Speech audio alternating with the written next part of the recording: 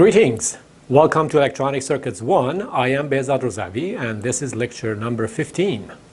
Today we will continue to look at how we can use a bipolar transistor to build interesting circuits such as amplifiers.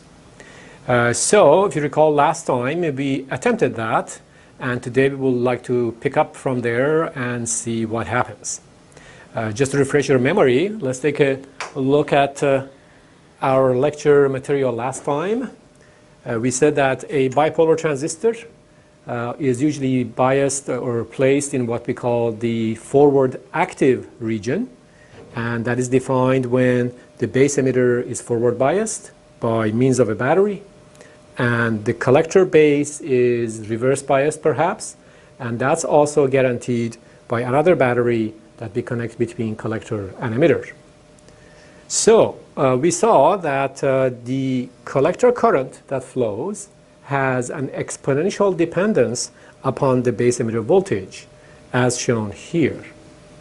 Typically this -1 is negligible, so we usually drop it off and we just have Is exponent VBE over VT for the collector current. So that shows the sharp dependence of the collector current on the base emitter voltage, which is actually useful, as we will see later. Now, because the bipolar transistor is a three-terminal device, we can measure the currents, for example, when we change one voltage, but we have to keep the other voltage constant. So in this test, the collector emitter voltage, this one, is constant, but it's this one that's changing. Now we can go the other way around. We can keep this constant and change this one and see what happens. Now looking at the physics of the device, we might decide that the collector voltage should not affect the current that's flowing from the emitter to the base through the junction. And that's more or less true. So we would expect that for a given base emitter voltage, as we vary this voltage, as this goes up and down, the collector current is constant, provided that we are always in the forward active region. So provided that this junction is never forward biased. All right. However, we can also observe that if we perform one test and we have this much current, then we can step this voltage to a new voltage, VBE2, and have a different current. So this plot gives us a lot of interesting information. It says that the current does not change with the voltage. The current drawn by this transistor does not change with this voltage. And that's an indication of a current source, an ideal current source, the way we saw it in basic circuit theory. So if I place all of this into a box and I have only two wires coming out, I can call that box a current source. Also, it says that this is a voltage-dependent current source because I can have this much current if I pick this internal voltage to be VBE, or I can have this much current if I increase the internal voltage. So it is a voltage-dependent current source. So now that we know a bipolar transistor is a voltage-dependent current source, meaning it generates a current in response to a voltage, we can go back to our original vision of an amplifier. If you remember, when we started out, we said, well, if I have a voltage-dependent current source and I connect it to a resistor, this entire circuit can become an amplifier by proper choice of K times RL. So why don't we replace this voltage-dependent current source with a transistor? So we replace it like this, and what we expect is that if we connect some sort of signal here, let's say microphone signal, so the signal that's going to this microphone from my voice, and give it to this transistor and connect this resistor like before, we should have a voltage at this output that is greater in swings than what the microphone produces. And that's what we will call an amplifier. So today we will revisit this circuit and realized that the way we have constructed it actually doesn't work. So we have to modify the circuit to have an amplifier. So first, I would like to show you what's wrong with this circuit, and then see how we can fix it. All right, so today, this is what we would like to do. We revisit that simple amplifier and see what's wrong with it. Then we try to fix it, and that brings us to the concept of biasing, which is very important in amplifier design. Then we go to the concept of transconductance, yet another important measure that tells us what a bipolar transistor can do and what it cannot do. So one step at a time. All right, so here's what we would like to start with. So simple amplifier revisited. All right, so let's draw the amplifier again. I have a bipolar transistor that receives the microphone signal at its base emitter junction, and then goes to a resistor and delivers a current to the resistor. This is a voltage-dependent current source, so its current flows through this resistor and generates a voltage.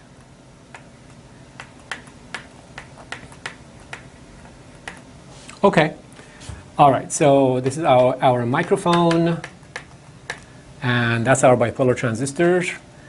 And let's say that the bipolar transistor satisfies this equation, as we know.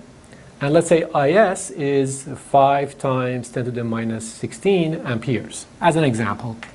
So IS is equal to 5 times 10 to the minus 16 amperes, a typical value for bipolar transistors.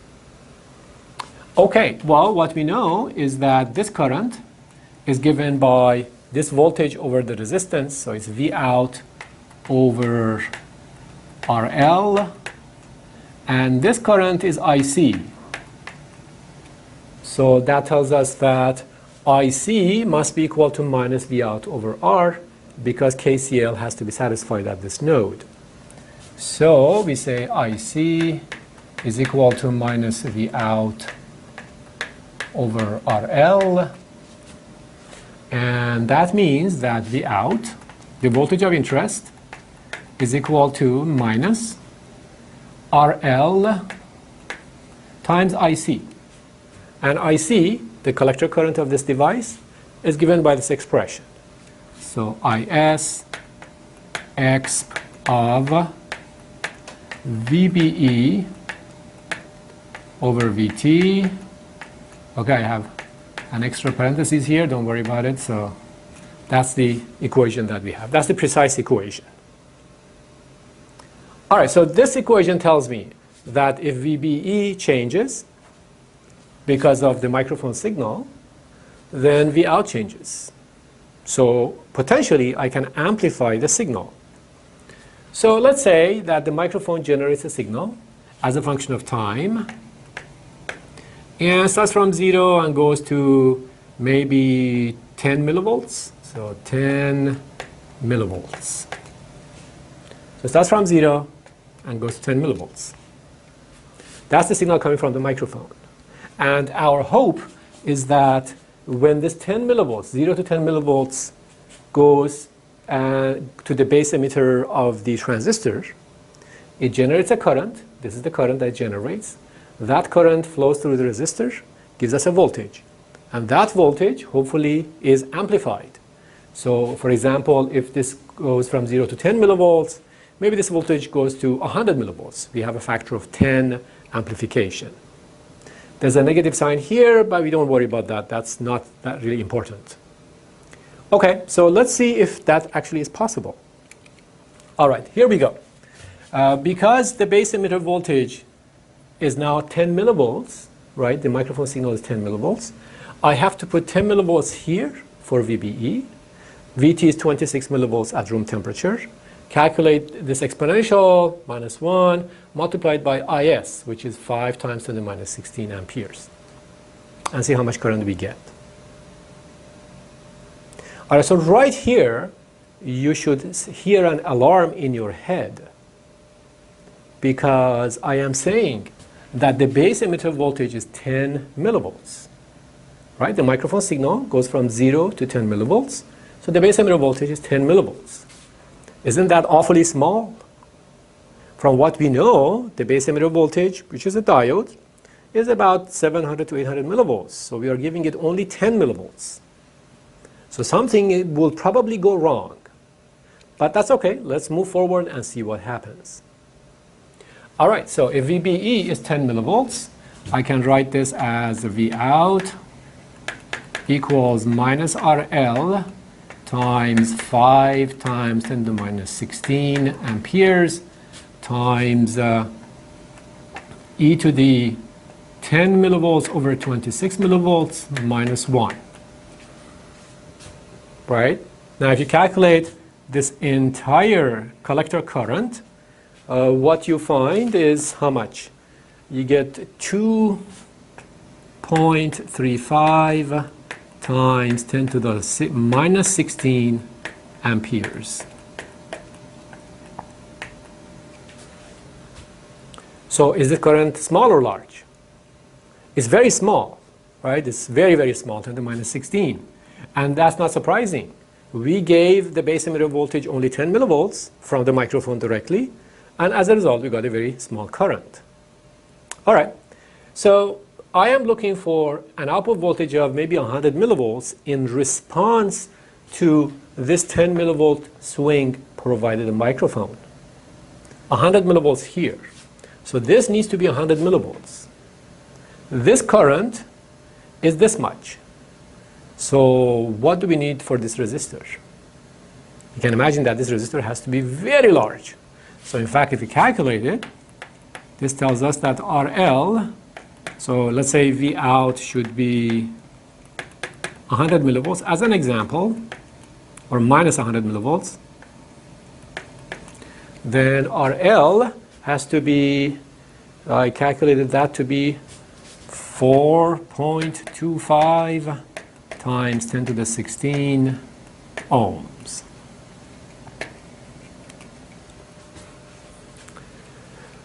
Okay, so now we see what the problem is. The base emitter voltage sensed a 10 millivolt swing from the microphone. The collector current goes up to 2.35 times 10 to the minus 16 amperes when the transistor senses only 10 millivolts for the base emitter voltage. This current is very small. For this current to be multiplied by a resistance to give us, for example, minus 100 millivolts, that resistance has to be extremely large. This is not something that we can build ordinarily. This is not something that would be practical. What's the practical value for a resistor in this type of circuit? A few kilo ohms, maybe a few tens of kilo ohms, but not more than that. So we are very far from what we should be using. So that tells us that this is not an amplifier circuit. We cannot build it like this. So that poses an interesting question. How do we fix the circuit so that it can actually amplify a 10 millivolt swing coming from the microphone? All right, so let's draw the IV characteristic of this transistor, IC versus VBE, to see what's going on in this case. All right, so here's what we have. IC as a function of VBE. So what we have done so far is this. We have an exponential characteristic, and we allowed VBE to change by 10 millivolts directly from the microphone. So 10 millivolts might be here, right? So we allowed the VBE to go from 0 to 10 millivolts. And as a result, the current that we got was tiny, tiny, tiny, right? That's the current, and that current is this much. So that's a problem. The 10 millivolts of 4 volt bias for the PN junction of the base emitter gives us a very small amount of current. All right, so then how do we fix this? Well, what I'm thinking is perhaps if I change the color of my pen to something else, what if I do this? Instead of applying the microphone signal directly to the base emitter voltage, let's play a game.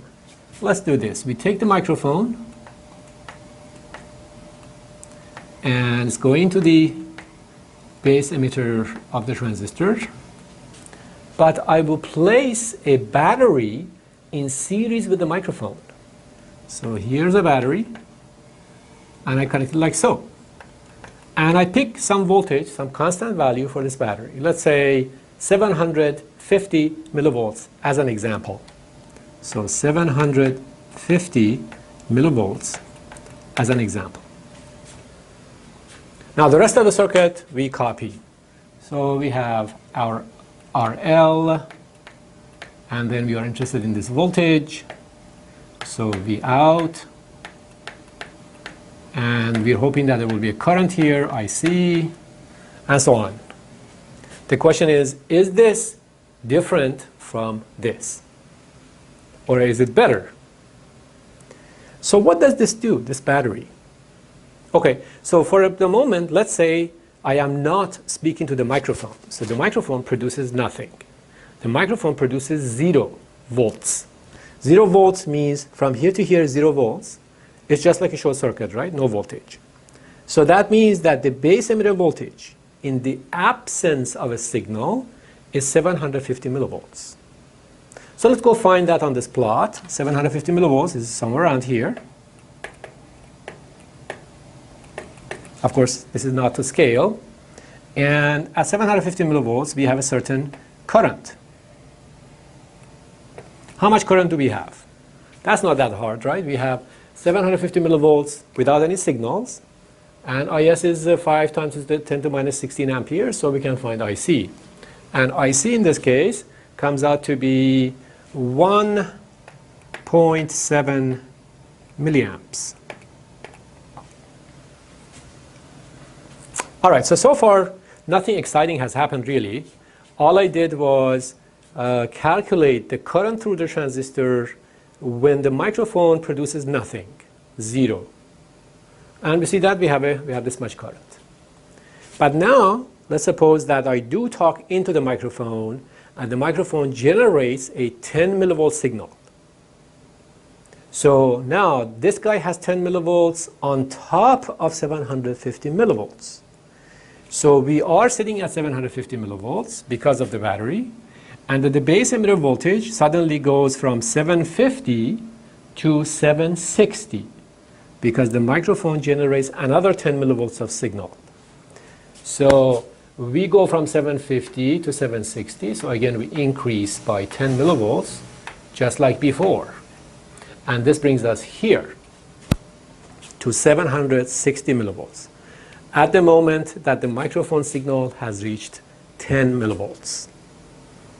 Okay, how much current do we have for 750 plus 10?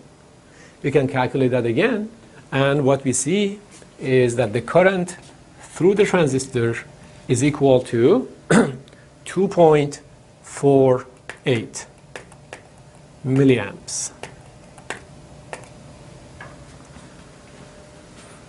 Is it expected that this 10 millivolt increment and this 10 millivolt increment give us different increments in the current?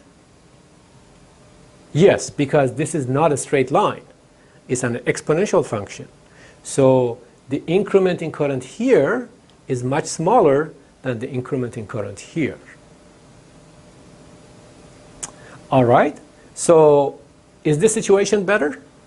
Well, now when the 10 millivolt signal from the microphone comes in, the current goes from 1.7 milliamps to 2.48 milliamps.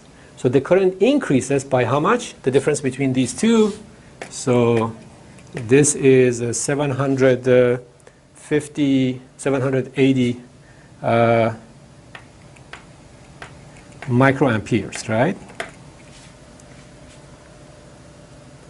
Okay, so you see now that the current change here in response to the microphone signal is much larger than what we had before. Before, we got only this much current after the microphone signal was applied. But now we have this much current with the signal from the microphone applied. Okay? All right, so if I have a 780 microamps of increase in the current as a result of the microphone signal, what resistance do I need here to produce 100 millivolts of signal at the output? So that's not that hard, right? So you see RL is equal to, we need 100 millivolts of signal at the output divided by the increment in the current that the microphone has produced. So 780 microamps, and this comes out to be 120, let's see, I had the number here, 128 ohms. 128 ohms, a very reasonable amount for resistance. So previously we needed this much resistance, now we need only this much resistance. So let's take a step back and see exactly what happened here. So what we see is that the bipolar transistor is not capable of amplification if we just give the signal directly to its base emitter voltage. The signal is small, the base emitter forward junction is very small, the current is extremely small, so we can't have any voltage at the output. Right? This is not usable. But if we superimpose the signal, the microphone signal, on top of a constant voltage, so we superimpose the microphone signal on top of a constant voltage, and then we give the result to the base emitter, now we start with a respectable current. This is a pretty good current, 1.7 milliamps. And then when the microphone signal comes in and makes a change, we go from here to here. This change is large, so the resistance that's needed to convert this to 100 millivolts of output voltage is a reasonable value. All right, so if we look at this base emitter voltage as a function of time, while we are speaking to the microphone, this is what we will see. So let's plot this base emitter voltage as a function of time. So here's the base emitter voltage as a function of time while we are speaking into the microphone. So if we don't speak into the microphone, we have a constant value of 750 millivolts, right? So 750 millivolts. But once we start speaking into the microphone adds its own signal to 750. So if I change the color to maybe this, what we see is that the signal keeps going up and down with the microphone signal. So because we already have 750 and hence 1.7 milliamps of current, the transistor has enough strength in it, so to speak, that it can take this tiny fluctuation of, let's say, 10 millivolts and give us a large voltage at the output. All right, so this is a very important concept. Now, the act of adding this voltage here, as we went from here to here, to provide a certain base emitter voltage in the absence of signals is called biasing. So this is what we call biasing. It means provide proper voltage and current so that the transistor can amplify or perform other functions, but at least for amplification, that's what we need. Now, sometimes when we ask our students in tests or quizzes, why do we bias transistors? They just write to make them work. But it's more than that. What does it mean to make them work? It means that we want to establish a certain amount of base emitter voltage and a certain amount of collector current without any signals, so that the transistor is ready. And when the signal comes in, that signal can create a significant change in the collector current and then produce an output and so on. All right, so that's what we need. So it's important to understand that when we say proper voltage and current, let me add something here. In the absence of signals. So the microphone signal, for example, is not applied yet. We're just looking at the constant base emitter voltage and constant collector current. All right, so we will play with this idea. We'll incorporate this idea in many, many circuits to come. But right now, we're just trying to build the foundation for why biasing is necessary. Okay, let's go and introduce one more concept. The other concept or the definition is called operating point. And operating point is defined as the values that we have chosen, for example, for the base emitter voltage and the collector current in the biasing task. So again, without any signals. So operating point means the values, the bias values chosen for VBE, IC, and other quantities that we will see later. For example, this is our operating point. 750 millivolts of base emitter voltage and 1.7 milliamps of current. That pair defines our operating point. So VBE equals 750 millivolts, IC equals 1.7 milliamps. All right, so that pair is our operating point. Okay, all right, so that's what we have in terms of biasing. And now we are ready to go ahead and make some observations. So let me draw a line here.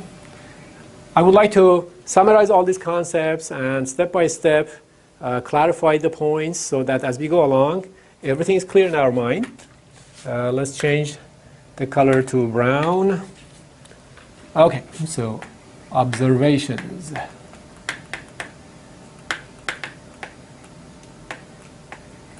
Oh boy, sometimes this pen goes a little crazy.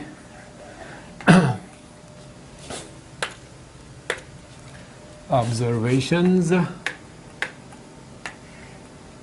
Number one. What we have seen is that the bipolar transistor is a voltage-dependent current source. So we say a bipolar transistor can act as a voltage-dependent current source.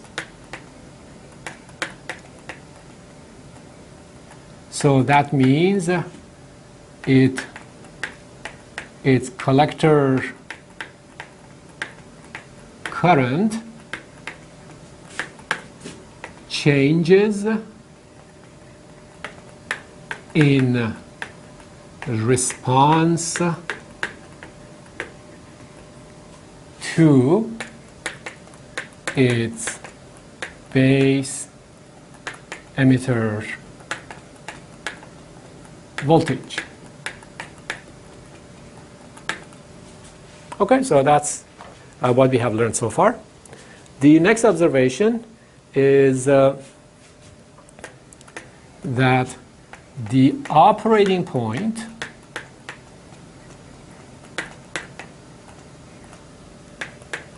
for example, this value of base emitter voltage and this value of collector current determines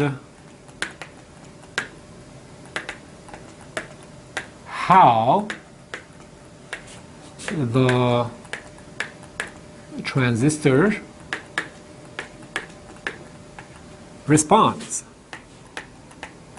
We said it responds to the base emitter voltage. But how? Well, if the operating point is 750 millivolts and 1.7 milliamps, and then we bring in a 10 millivolt microphone signal, it responds by a change in the collector current equal to 780 microamps.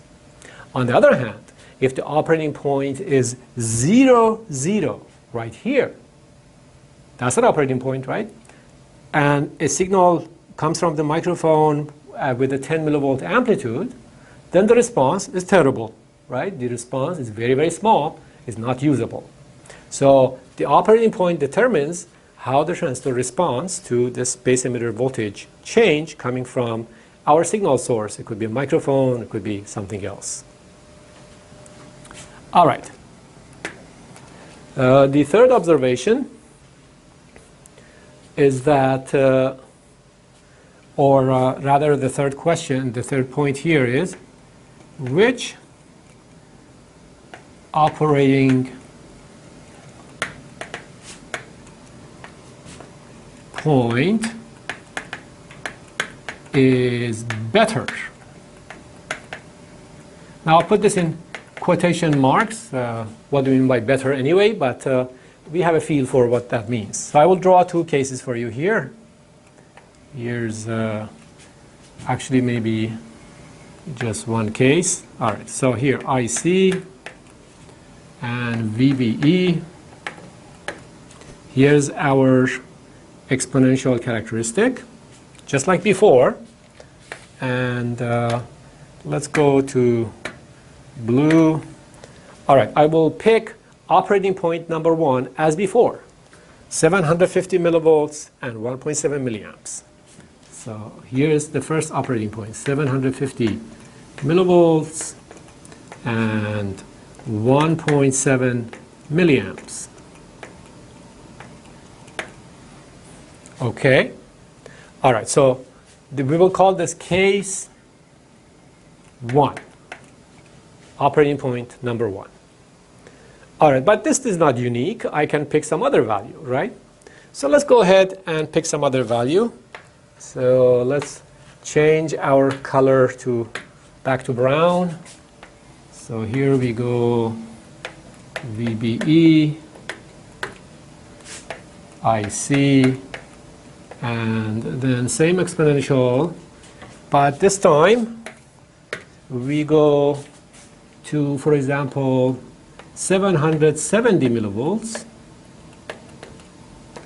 And how much is the collector current? Well, we have 770 millivolts, we have IS, we can find IC, and that IC is equal to 3.6 milliamps. 3.6 milliamps. We will call this case number 2.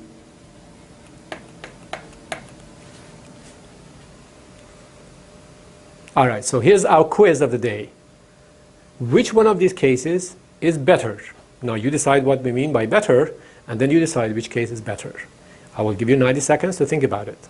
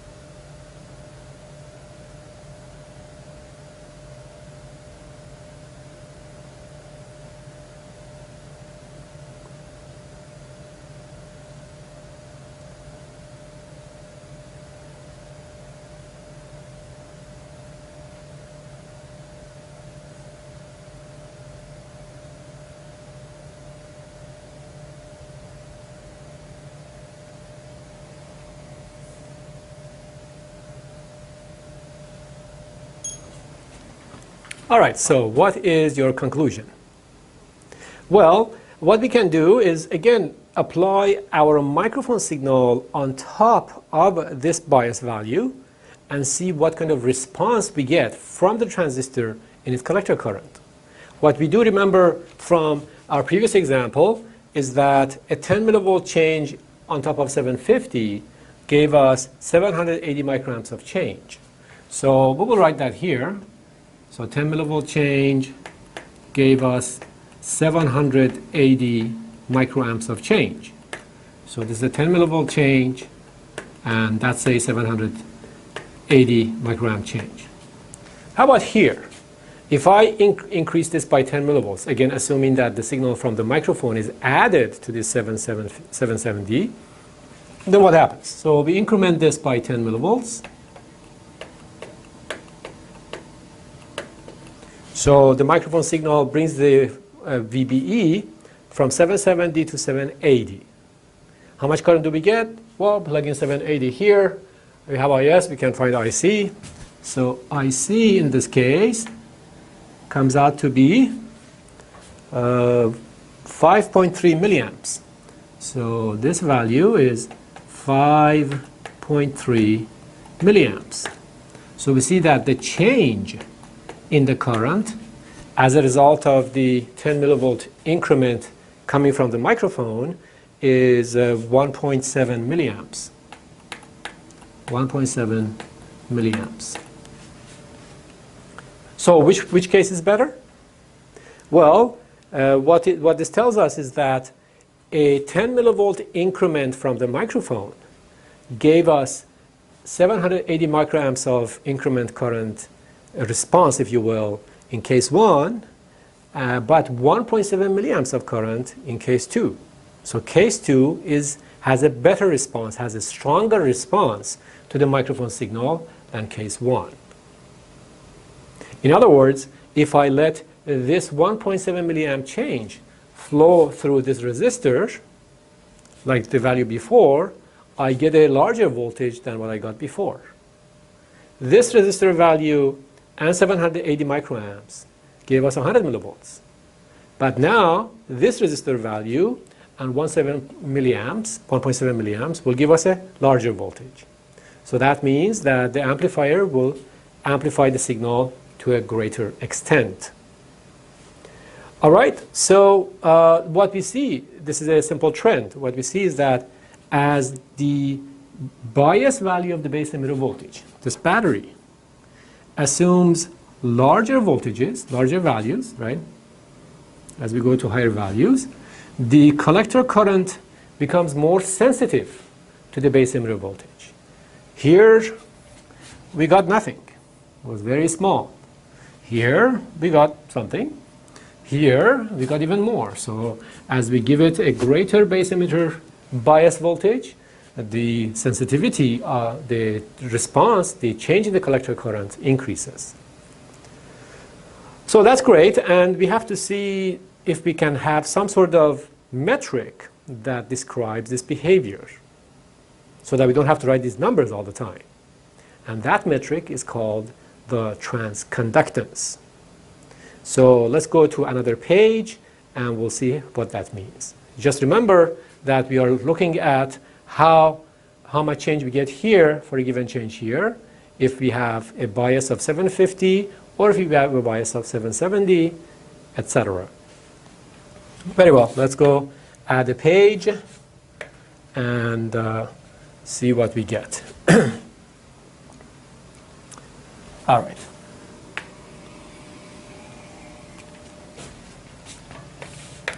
Okay, so this brings us to what we call the concept of transconductance, and we should go over that. That's also a very important concept that comes up in all of our studies. So concept of transconductance.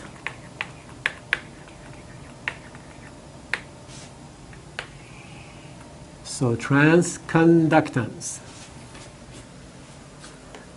Okay, so what we have seen so far is this. If we have IC as a function of VBE, And of course, always in forward active region. Then we have an exponential function. And what we see is that if we start from some value and increment, we have a certain increment in the current. If we start at some other value, some higher value, and increment, we have a greater increment in the current.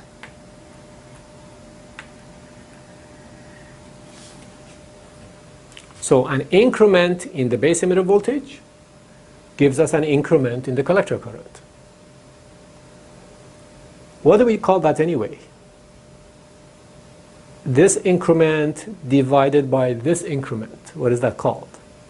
That is called the slope of the characteristic, the derivative of the characteristic. So what we see is that the derivative of the characteristic, the amount of change in the current we get for a given change in the base emitter voltage, let's say 10 millivolts, becomes larger and larger as we go this way. The slope of this exponential increases. And of course, that's a property of exponentials, nothing surprising. So then why don't we define the slope of this characteristic as a metric that tells us how sensitive or how strong or how responsive the transistor is. So we write the derivative of the current divided by, with respect to the base emitter voltage. This is called transconductance, and it's denoted by G sub M. So this is what we call transconductance of the transistor. So I hope by now it's clear, especially from the previous example, that the transconductance tells us how strong the transistor is. Here we change the base emitter voltage. Let's say a microphone signal comes in, we get some change in the collector current. Here we get more change in the collector current. So the transistor is a better amplifying device here than it is here. And that's what we define as the transconductance, the slope. So this slope is lower than this slope. All right. So we will play with this a lot in the future, but this is just a basic definition. And let's calculate the transconductance from our previous cases. So if I go back to the previous case, I can just write the transconductance values here. All right, so can I calculate transconductance for case 1? Well, we have a certain increment in the current. Can divide that by a certain increment in the voltage. That will give us the transconductance. Will it? Well, we just have to be careful that the derivative assumes a very small change here and a very small change here. If this change is not very small, then the derivative is not accurately calculated. Is 10 millivolts small? We don't know yet. So for now, let's just say it's small enough, right? We don't know, but let's just say. So if I just go with that, if I calculate the slope as this change over this change, then this tells me that GM1 is equal to 780 microamps divided by 10 millivolts. 780 microamps divided by 10 millivolts. I will write approximately here because we are not sure if this is a small increment as needed by the definition of derivatives. So that comes out to be, of course, 0.078. 0.078. What is the unit? The unit is amperes over volt. Amperes per volt. Amperes per volt has a name in electrical engineering. We call that Siemens. So this would be Siemens. And the symbol for Siemens is capital S. So capital S. Not to be confused with lowercase s. Lowercase s is used for seconds. Uppercase S is used for Siemens. Okay, that's our estimate of the transconductance of the transistor here in case 1. What do we expect in case 2? Well, we expect the slope to be greater, so we expect that GM2 will be greater. Let's calculate GM2. GM2 is equal to 1.7 milliamps divided by 10 millivolts. So that comes out to be 0.17 Siemens. As expected, this is greater than that. All right, now these are both approximations because I don't know if this increment is small enough. But hang on to that. We'll come back to that in a few minutes. All right, so we calculated transconductance in these two cases, and we saw that indeed as we go higher up in the curve, the GM increases. GM1 is over here, GM2 is over here. Okay, very good. Now, can I find an equation, an expression for GM itself? Well, I know the dependence of IC upon VBE. So let's go ahead and take the derivative. All right, so GM is equal to derivative with respect to VBE of IS expav VBE over VT. So I'm dropping that -1 here. So the derivative of this is just 1 over VT. So that's easy. We get IS over VT times expav VBE over VT. So that's an equation that you can always remember for the transconductance. All right. So how does the transconductance vary as a function of VBE? It's just an exponential, right? That's all. So the transconductance itself, GM, as a function of VBE, is an exponential function. Not surprising, because an exponential function's derivative is also an exponential. Okay, but actually we can rewrite this in a simpler form. How much is IS expav VBE over VT? That is the collector current of the transistor, this one. So why don't we just replace that with IC? So GM is equal to IC over VT. So that's a beautiful, simple relationship that tells us how the transconductance of the device depends on the collector current. It's very simple. So if I plot GM as a function of IC, then it's very straightforward, right? So GM as a function of IC is a straight line.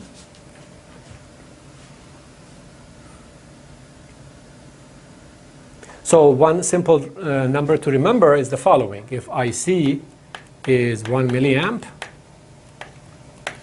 then GM is 1 milliamp at room temperature over 26 millivolts. And sometimes we approximate this by 1 over 25. So sometimes we actually write this as 1 over 25 ohms. Or you can write it as approximately equal to 0.04 Siemens. These are all the same thing. Sometimes we prefer to write like this, sometimes we prefer to write like that. Doesn't matter. It's all the same thing. Okay. All right. So that is how we obtain the transconductance. And again, this all goes back to the notion that we are looking for the strength of the transistor, for how well or how much it responds to a change in the base emitter voltage when, for example, a microphone signal is applied to the base emitter voltage. Now, this tells us why our very first simple amplifier failed. Our very first simple amplifier, which we had here, failed because we're down here. How much is the transconductance of the transistor down here? Well, we started out with 0. When VBE is 0, IC is 0. When IC is 0, the transconductance is 0. So the transistor really doesn't have any strength, any sensitivity to base emitter voltage changes. And that's why we had no amplification. The circuit was pretty useless. So that's what we observe here. Gm as a function of IC is 0 here, right? So when we have no bias, when we don't give any bias to the base emitter voltage, we don't have any transconductance, we don't have any amplification, that's it. All right, so the key point here is with no bias, IC equals 0. That means Gm equals 0. That means no amplification.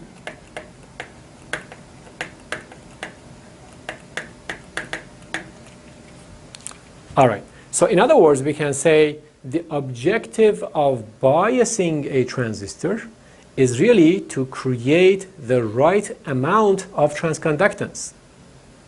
If you don't have bias, transconductance is 0, no good. How much transconductance do we need? We need a certain amount. So for that, we need a certain current, we need a certain collector current. And for that amount of certain collector current, we need a certain amount of base emitter voltage. For example, 750 millivolts. So that's the logical thought that we have. So we say for amplification,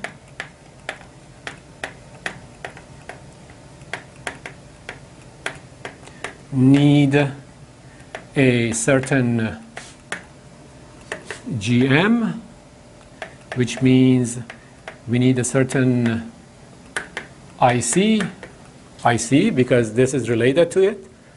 From there, we need a certain VBE because for the transistor, we have a relationship between IC and VBE. And this pair defines the operating point of the transistor that will give us the amount of transconductance that we need to have amplification. Very well. Let's take a quick look at these results. So I said that the transconductance is given by IC over VT. This is the slope. The slope here, if you have this much IC, the slope here, if you have this much IC. So now I can go back and compute Gm accurately for case 1 and case 2 and see what I get. In other words, was my approximation valid before? Remember, I said Gm1 is this much and Gm2 is this much, but this was 10 millivolts of change, maybe not a very small change. Okay, so if we calculate the Gms accurately, let me add a new color here, maybe this green. So if we calculate Gms accurately using the equation IC over VT, 1.7 milliamps divided by 26 millivolts, that gives us 0.065 Siemens, so it's a little less than before. And for Gm2, we have 3.6 milliamps divided by VT, and that gives us 0.138 Siemens, also less than before. Okay, so this is just to make sure that we have exactly correct values. All right, so going back to our main discussion, we need to ask the following question. We said that the higher the collector current, the better, the stronger the transistor is. So what price do we pay in doing so? Can I just give it higher and higher base emitter voltages and currents to make it a stronger and stronger transistor? Well, to a limit we could do that, but the price that we pay is power consumption. You can see that we have to have a higher current here than here to have a stronger transistor, to have a higher transconductance. And that amount of current has to come from some battery somewhere, and that battery drains out more quickly. So the trade-off that we have is between the power consumption of the device and the transconductance of the device. So we say trade-off between GM and power consumption, meaning how much current we drain from the battery. Okay, so it's good to remember that. We don't have infinite power available in any design, so that's something that eventually comes into the picture. Okay, very well. Let's see what else. Okay, so one other point is that from our calculations a moment ago, we realized that 10 millivolts, that 10 millivolt increment that came from the microphone and it was applied to the base emitter voltage was not considered a small value as far as calculating the slope is concerned. When we calculate the slope using this equation versus this change over 10 millivolts, we see that the values are a little different. So then the question is, when we say a small change in the base emitter voltage, what do we mean by small? What is considered small? Well, you can say 1 nanovolt or 1 picovolt or something, but reasonably, from an engineering perspective, what would be considered small? Well, it all goes back to this VT that we have here. So, for the change in base emitter voltage to be considered small, for example, this increment to be considered small, this change has to be a small fraction of VT. So that's also a good rule to remember because it often comes up in our calculations. So a small change in VBE, so if you want to consider it small, is equivalent to a small fraction of VT. In other words, if the base emitter voltage changes by 2-3 millivolts, that's pretty good, that's safe, and we can consider that a small change. But if it changes by 10 millivolts, that's not that small, so we cannot assume that we are calculating the slope of the characteristic with a 10 millivolt change here from here to here. All right, so that's another bookkeeping matter. And now that we have all of these, we can talk a little more about a few concepts, and then we finish this lecture. All right, so let's see how we calculate this GM anyway, how we calculate the slope. Let me show you the setup, the circuit setup that allows us to do this. So for GM calculation or measurement, this is what we do. We take a bipolar transistor and we place it in forward active region. So we connect a battery here. We connect the battery here. That's our VCE. That's our base emitter voltage. And we are measuring this current. So this base emitter voltage could be, for example, here. Now we increase this base emitter voltage by some amount, 1 millivolt, for example, right? So this base emitter voltage increases. I will put an arrow on it to show that it's variable. So we vary this by a small amount, and then we measure the change in IC, how much change we have from here to here. And that's how we compute the GM. So what you see in this measurement of GM is that the collector emitter voltage is constant when we are measuring GM. So that's something important to remember. So that means VCE is constant. So during GM measurement, the collector emitter voltage has to be constant. That's a very important point. Okay. All right. So that's all we have for today. What we have learned is that the bipolar transistor generates a current in response to a voltage. It's a voltage-dependent current source. And how much current change it produces in response to a voltage change depends on where we bias it. We bias it at a higher current, we get a higher transconductance, and vice versa. Now, what do we do with this current that the transistor generates? We have to pass the current through a resistor to generate a voltage, as we saw before. And this is something that we will pursue in future lectures. I will see you next time.